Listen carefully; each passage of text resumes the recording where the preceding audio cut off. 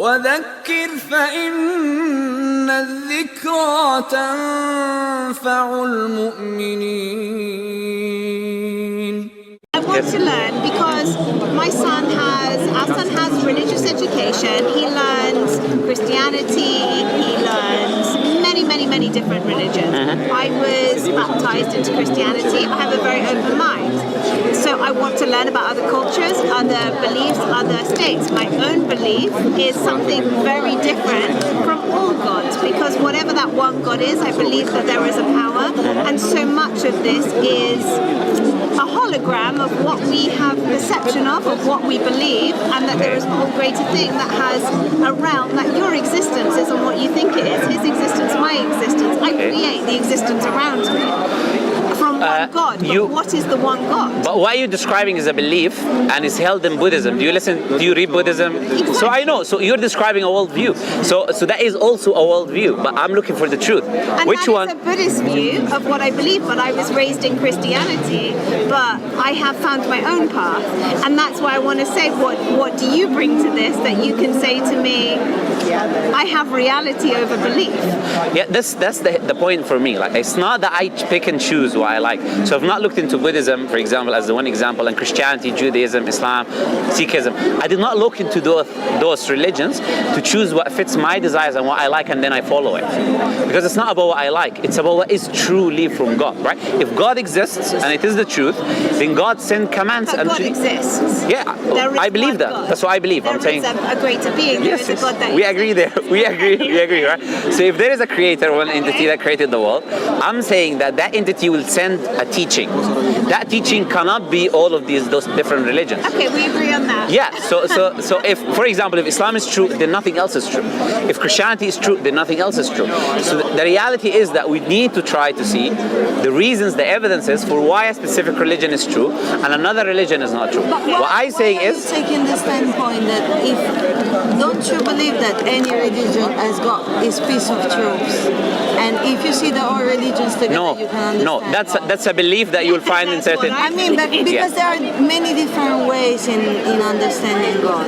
But they're contradictory. They cannot be different views of God. Well, but there are different paths. No, they're contradictory. They're pointing to the same truth. No, they are contradictory. Like, for example, you cannot say that God is an animal like a cow, and at the same time you say that God is nothing like the creation. These are two contradictory statements. Both of them cannot be reconciled. Because you're mentioning Hinduism, belief in the cow. I'm mentioning certain examples in certain religions. The cow is a manifestation. It's not really God, but still. No, it's not God. It's people. So basically, when one of your siblings die or a person die, it gets reincarnated in a cow. No. It's so not. There are historical reasons. No. They say something else. There's something called pantheism, which is that everything is God. God is everything. So it includes the cow. It includes that's pantheism is a part of Hinduism. Oh, okay, okay, I see. It is. But what I'm saying, the difference is Muslims believe Allah is separate from the world.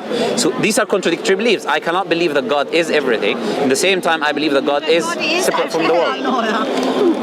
I would highly disagree. Like, I wouldn't say God is under my shoes right now. That's not something that befits the majesty of God. I'm not going to say God is in the toilet, right? For me, God is a holy being. He's not everywhere. God is not in the rapist when he's raping. So God is raping, and the person being raped is God. Do you see the problems with this concept of saying that everything is God? If I create something... But then that's an elitist manifestation of what you want the creator of God to be. It's not about what I want, remember? It's about what God is. For example, look, do you believe God created the universe? I have to be honest, I don't know. Okay. Does the universe... There's a real balance between God and science, so No, I'm not contradicting the two. Science says the universe has a beginning. So if science says... I believe in a God, but I don't know what that all-being is. Yeah. Because I also believe that so much of what we perceive to be reality is a manifestation of the belief that we want to create as reality. Yes, as I said to you, there is a Do I think I disagree with that. Are a physical being? Okay. I am a physical being. That's reality, though. I don't know, because why am I then? Because if you think of science as matter, there is movement in water. Water is not a physical entity. It is a physical entity. H2O, hydrogen and oxygen. But it moves with waves and sound and sonic ability that water can move in relation to feeling. And if that can create a different movement, then are we physical beings in the way that we feel it? Maybe not. Are we living in a virtual headset that we are sent here? Again, do you listen to Sam Harris? Who do you listen to? Sam Harris? No, I don't. Who do you listen to? It's No, but these are the Buddhist belief, right? I know. So you but you are saying them as reality, and you need to establish that they're true. I don't see it as reality. It's just a perception of. I don't know, and I wouldn't profess to pretend to know, but how do you know is the question. But I don't know. No. And that's why I'm learning, and I get I'm opening to speak to you. Absolutely, that's true. But I'm saying to you, there is ways to know. I'm not saying you know or you don't know. I'm saying there is a way. You don't know and I don't know. No, but now you're imposing your kind of knowledge or lack of knowledge upon me, but you don't know me and you don't know what I know, right? Is it possible that I do know what the truth is? You have the belief you do. No, not belief. Is it possible that I know what the truth is? Maybe you do. I'll be open enough to say so you wouldn't tell me that? You're very lucky if you know what the truth is. Yeah, I agree. I'm here to share that truth with everyone else. We don't believe that it's something that I should have that no one else should have. That's why Allah teaches us in the Qur'an. That's why you're sharing. Exactly. You think, okay. I know. So I will be open enough to say you know, and I will give you 1 minute to tell me what your empowerment is that you feel you should share with me. Okay, look. Okay, no problem. But I'll try to say this as simple as possible, right?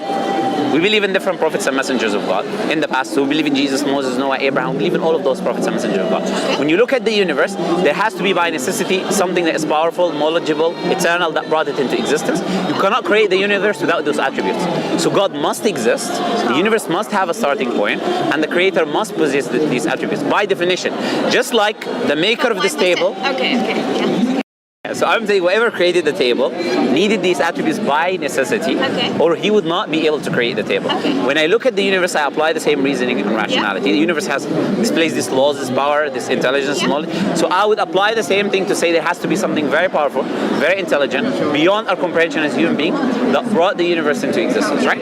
And then he's guided everything within creation. This tree gives me oxygen, takes my carbon dioxide. Its ozone sphere is 0.004 carbon dioxide, right? Even the ants, they have colonies and prisons and queen systems, right? And armies, right? So everything is guided, and we would say as human beings we're not the odd one out.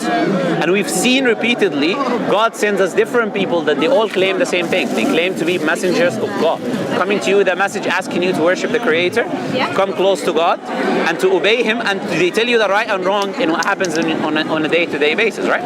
So Islam is that message. When you create something, you give a manual of how to deal with that thing. Quran is the guidance manual for human beings of how they can interact with others, what they need to do and what they need to avoid, etc. Right? And it tells them about themselves and God, so they don't get confused.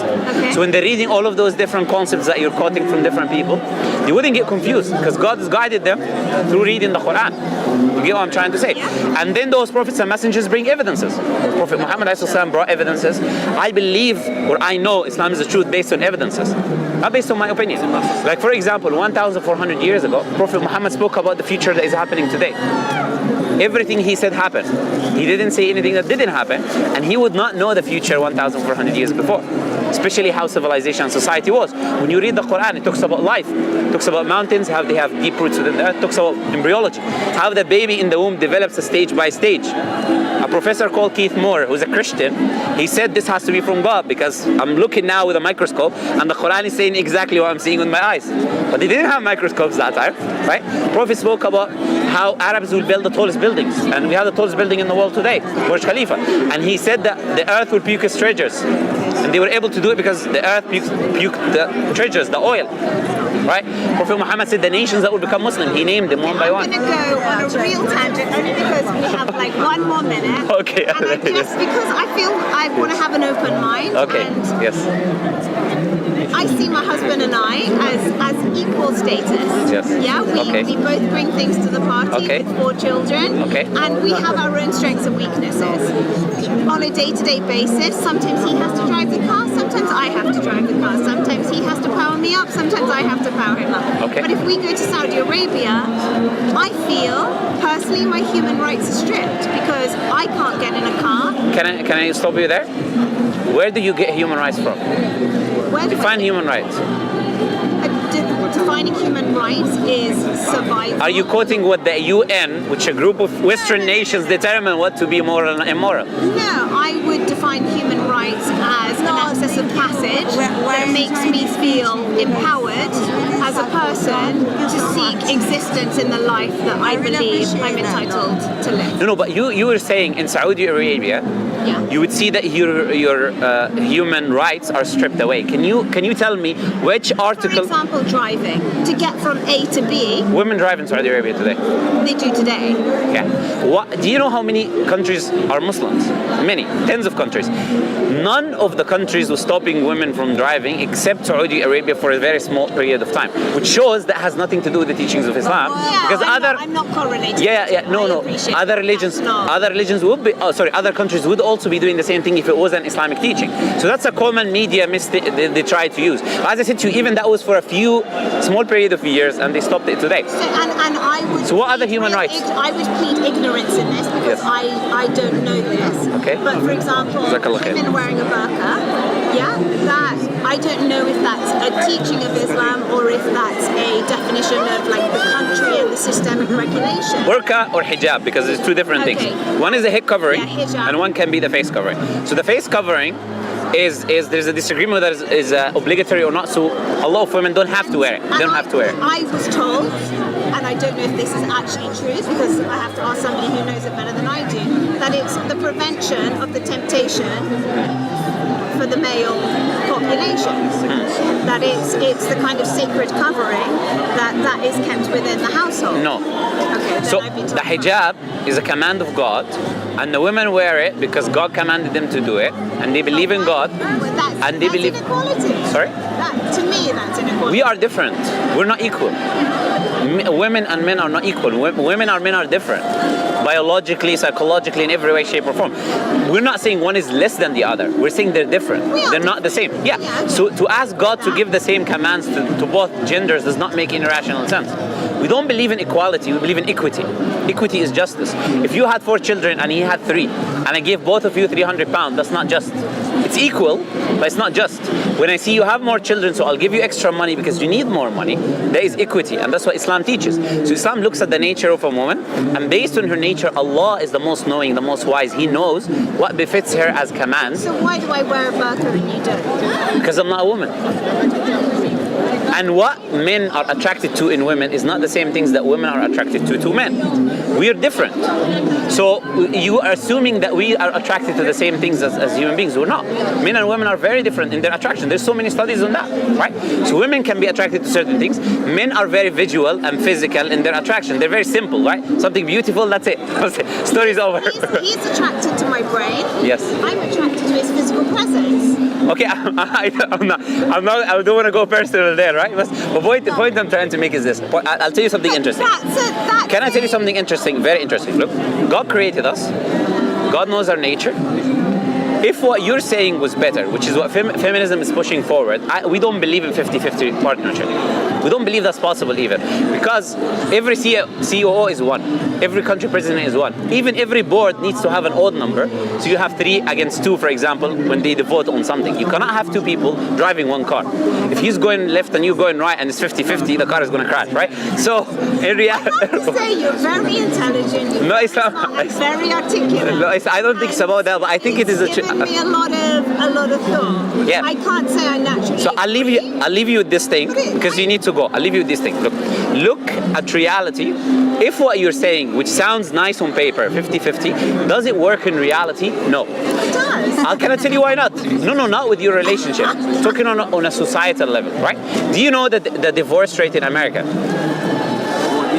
Over 50%. Do you know that 80% of these divorces are initiated by women?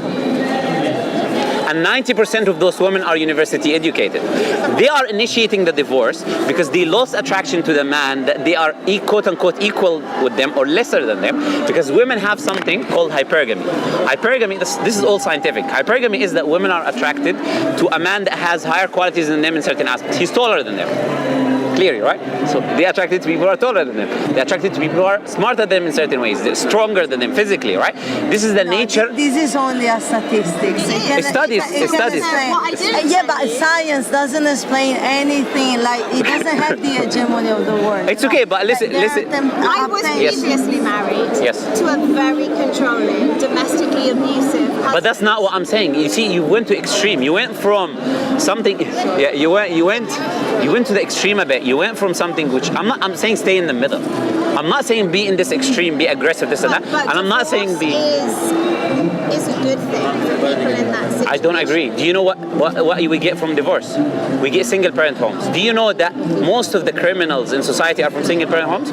Read a book on that. It's written by Warren Farrell. So I was married to a man who controlled me, who controlled my children, who was...